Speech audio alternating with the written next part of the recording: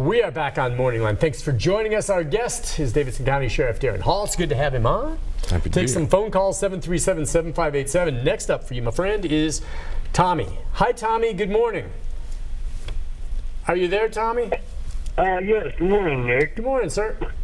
I just wanted to speak to Daron there for a second and give him my best wishes on his loss of his father. Well, I hate to hear that. Thank you, Tommy. And I know it's a loss to all your family and stuff. But my best way and prayers are out for you. But now I have a question. You might not be able to answer it. You might not want to answer it. They got the bill of legalization of marijuana. Yep.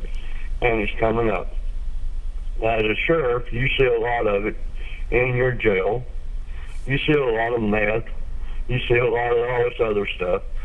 But as your opinion, now you don't have to answer it if you don't want to, but would you rather see the marijuana legalized as the way it is, or leave it like it is and fill your jailhouse full of pot smokers, and then now all the money is going off revenue that goes out for the people that's smoking pot? That's a lot of money to be lost. Yeah, Tommy, I'm probably not the normal sheriff when it comes to this issue. I'm a realist about it. I mean, I was in graduate school a long time ago, and my advisor and at the time told me, he said, you know, this is 30 years ago. He said marijuana will become legalized when one of two things happen. Either the alcohol industry collapses or the tobacco industry collapses. Well, the tobacco industry collapsed. Yeah. It will become legalized. It should be legal in some way. I'm for medicinal marijuana personally. I think it needs to happen to allow it to be regulated and so forth. I'm not opposed to small amounts of marijuana being legalized as well, if there's a way, and I think there is, that we can learn from the mistakes of Colorado and others. There were some things that haven't been done. From a law enforcement perspective, the issue that most people that are reasonable in law enforcement, those that are, would say to you is that we need a way to prove how intoxicated you are as a result of this drug. It's amazing to me that we can put men and women on the moon, we can do a lot of things, but we can't right now find a way that will tell us in law enforcement how under the influence you are of a substance like marijuana. And so that sounds silly, but it's not. We pull you over, obviously you're under the influence of something. We need to know how influenced you are to make it a threshold. There is no such device out there yet. That's something that needs to be done. My opinion is make that a requirement of the bill, make it a requirement of the states, make it a requirement of the federal government. The complication with this whole issue is that federally it's still viewed as a controlled substance, just like heroin and other drugs. I think that's ridiculous.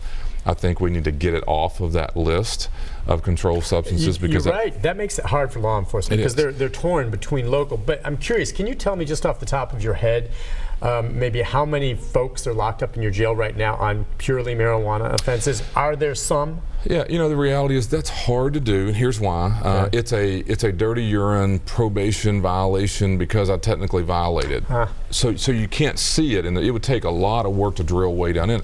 And the truth is there aren't a ton of people who are booked today for having small amounts of marijuana. That's misleading. It doesn't happen a lot. So that just doesn't happen. What happens is more likely, we've seen several times guys coming through the airport who have a suitcase load full, and I assume at some point they're booked with you, and I understand that, okay? I mean, it's still legal in Tennessee. So it's usually for the suitcases full, or the guy's caught with bricks of marijuana, as opposed to, you know, someone being arrested who may, I don't know what you get, if you've got a joint in your pocket at some bar downtown. But it's fair to say, though, that the small amounts of marijuana affect the criminal justice system in large ways. The suitcases are, I'm with you. By the way, I think the suitcases should still be illegal because you're selling it, you're using it, and in the world of what I would envision the future is going to be, you still can't do that. I mean, it would have to be under some understanding, and you would be taxed. Kind of like if you had a suitcase full of whiskey and you were selling it yourself. That technically is, you can't do that. Right. So the same point, but the other part of it is that we have got to find a way where the small amounts of marijuana that are causing the criminal justice system to hang up. How does that happen? If you're on probation, if you're on parole, if you're in high school, if you are, just keep going, you lose your job at my employment. maybe we will terminate you for testing positive for marijuana. The NFL will kick you out of the league eventually for using marijuana. Those things cripple the criminal justice system. And how that happens is the crime, I mean, a large percentage of people are going to jails all over the country for violating their probation. Some of them are actively committing new crimes, there's no doubt about that. Some of them are using a drug that in some places is legal, but if they're caught in a state where it's illegal and they're on probation there, they were doing it in a legal location but come back test positive to do it. And let me be real clear. I mean, I can't stand smoke. I mean, that's nothing to do. My world of this is more of a realist about it. You and I get in a car and drive around the corner, we can buy gallons of stuff that will kill you if you continue to drink it. It will also kill people if you drive once doing it. This other substance that we're talking about also will influence your ability to make decisions in reaction time and so forth. I don't want you on the road. You're still impaired. Yeah, right. I don't want that at all. And I was in Amsterdam years ago. I mean, it's a pretty sad sight to watch people do this in open environments. It is. It's a pretty depressed environment. You know, for what it's worth, you go to God forbid a Saturday night on Broadway. You know, people seem pretty happy and loud and some obnoxious, if you will.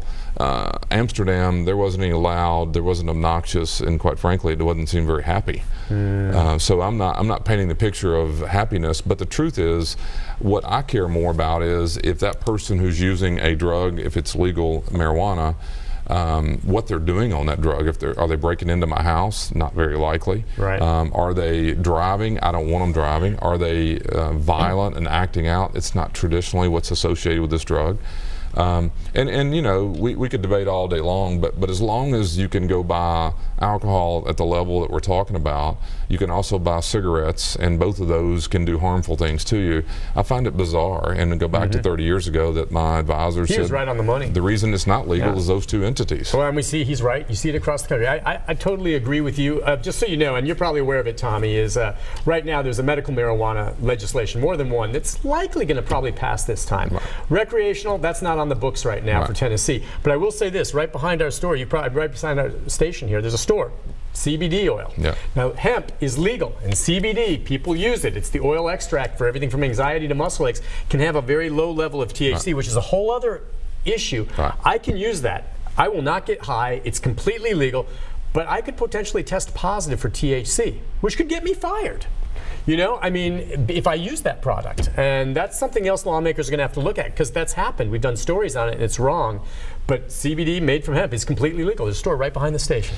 Yeah, and I find it. And by the way, I'm not the norm within law enforcement. I'm surely there's a lot more view on the other side than I am on this. I'm more practical about it, and I'm not a fan of seeing people use drugs. That's not what I'm saying. I just find it really, unfortunately, kind of there's hypocrisy there. You know, you're sitting at a social gathering having drinks when you're talking about why we shouldn't legalize a substance that would equally impair you. It's absurd. I do think, and you're right about that as we get back to the calls, but I talked to Sheriff Ash, former sheriff from Wilson County, head of the Sheriff's Association, now he's with Homeland Security, and we kind of got sideways on this issue because I'm kind of with you, but really I don't think he's against it. I think he would tell you that sheriffs aren't just philosophically against legalizing at least medical marijuana. He just says the frustration is those laws have to be clarified, and there has to be something done about the difference between the illegality at the federal level and the state, where it kind of leaves the police officers and deputies in the middle wondering, what do we do? And I agree with him there. Okay, but I think if you clarified that, I think more sheriffs might see things your way. I'll tell you, interesting, I'm on a national task force about this. It just was put on there about a month ago, and it's sheriffs and some others, and because of what you're saying, we nationally sheriffs need to come up with a suitable compromise as to what are we. That's where I was talking about. We need devices that will allow us to enforce the law, but also be realistic. I mean, Oklahoma's a pretty red state, and they just passed both recreational and small amounts, I believe. It's happening, and we need to clear up the federal law, get it off of the list, I believe, and then allow it to become more of a states' right type of conversation. I mean, we do that with. I mean, you know, when and where you sell alcohol, look how weird it is, depending on what state you're in. You go. I went to school in Bowling Green, Kentucky, and when I went to school there 30 years ago, there were 5 wet counties.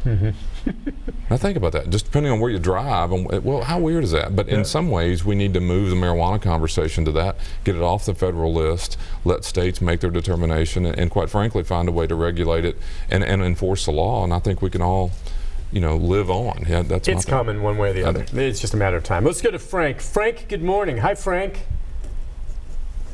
Hello. Hey, Frank, how are you? I'm fine. How are you? Good, sir. What's on your mind? Well, I'd like to talk to that sheriff, just make a couple of statements, and hopefully he may agree with them or consider them. Okay. Myself, I'm a retired sheriff from out west. Lived here in Tennessee now for about 20 years. All right. Well, that's and great. I wonder, with this drug situation, especially pot, I agree with everything the sheriff said there.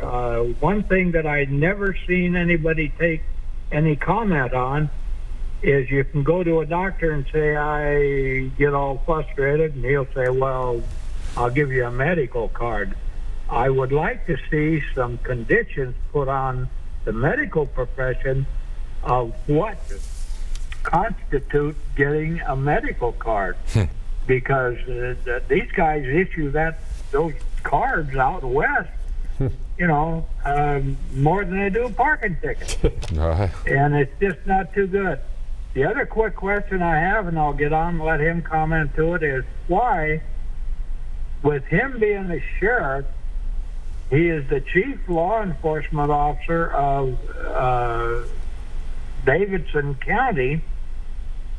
Why isn't he there? He's an elected official. The police chief is an appointed official. Out west, the sheriff is the chief law enforcement officer in the county. Simple as that. Even in Metro in Las Vegas and Clark County, it's not the police chief that runs that, it's the county sheriff, who is an elected official. Yep, that's right. And, I question that, so I thank you very much for taking my call.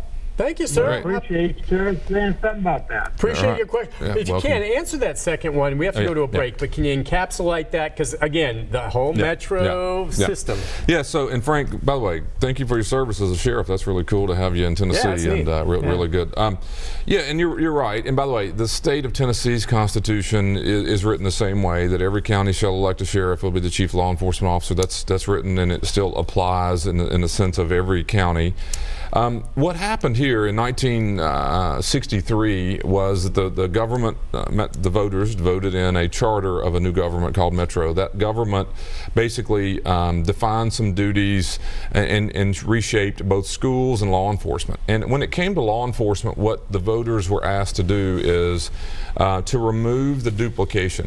If Nick Barris is the chief of police and I'm the sheriff, what the voters decided is we both can't do the same thing, because you don't want to duplicate. Now, the truth is, over in the state constitution, can I say trumps? It trumps the local voter in a sense that you can't take away the authority of a sheriff by a local government. That's the truth. And so what happens is the Metro Charter says that we shall not do the same thing because that's duplicating services and money and so forth. So technically, today, I'm having lunch with Chief Anderson today. We sat at lunch and said, you know what? You investigate murder, we'll do car accidents. You investigate burglary, we'll do home invasions or whatever. We could do that. We could literally take that because we have the authority that every other sheriff in the state has. You can't take that authority away. But the voters' will in this county was to make sure that you don't duplicate those services. And so over the last 55 years or so, there's many things where we share and we kind of find where the line is. You said order, or we talked order of protection earlier. We're serving the civil part of that. We're telling you stay away from her or him, and we're notifying you of that. If you ignore us, that is a crime, so the police interject, because the crime is then criminal, ours is civil. Yeah, okay, and your primary task, though, is administration of the jail. Jails, civil process, which is 200-something thousand a year. That's big, and that's dangerous stuff. Right, so we got a lot But you're not out there giving tickets and arresting people, which is what I think he thought. And again, how many other counties in the state are like Davidson? There's none of them doing it the same. Moore County is now a metro government, which is interesting, but they're not doing it exactly like we are. So most other counties, though, we should just say, you've got a sheriff that basically deals with the county aspect. Right. Each big city has its own police chief, and they do all the law enforcement there. The sheriff on the outside does all the law enforcement there. And I'll tell Frank or anyone else, I mean, most cities are exploring this option. I mean, Louisville's already done it. Indianapolis, we talked about Las Vegas. Nashville was the first. There's a lot of cities all over the country that explore going metro. Clarksville just voted it down, but considered to try to do it.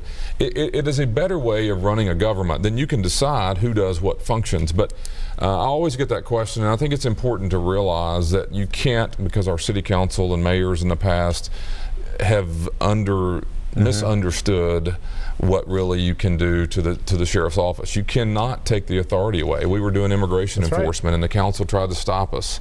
Well, the council can't change the authority of a sheriff. It's just the way it works. And the truth is that you are elected, so the council ain't your boss. And neither is the mayor, and no one. The only boss is me.